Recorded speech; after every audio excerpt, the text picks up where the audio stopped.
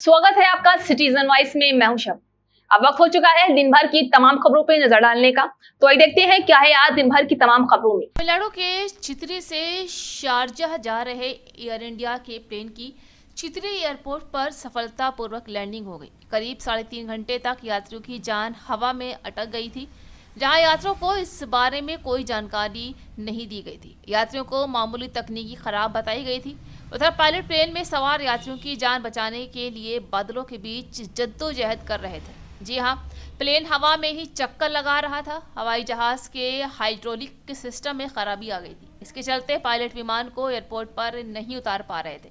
यात्री भले ही अनजान हो, लेकिन पूरे देश को पता चल गया था 140 लोगों की जान हवा में अटकी है। सुरक्षा के मद्देनजर एयरपोर्ट पर 20 से अधिक एम्बुलेंस और फायर ब्रिगेड तैनात की गई थी। उधर चितरी के जिला कलेक्टर का कहना था कि एयरपोर्ट डायरेक्टर ने जानकारी दी है कि चिंता की कोई बात नहीं और विमान सुरक्षित तरीके से उतर सकेगा, लेकिन हर पल टेंशन बढ़ रही थी।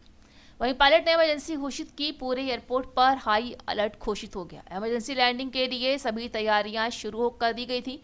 जैसे ही खबर मीडिया में आई, एयरपोर्ट के बाहर भी लोग जमा हो गए थे। चितरी एयरपोर्ट के पास के घरों की छतों पर लोग चढ़ गए।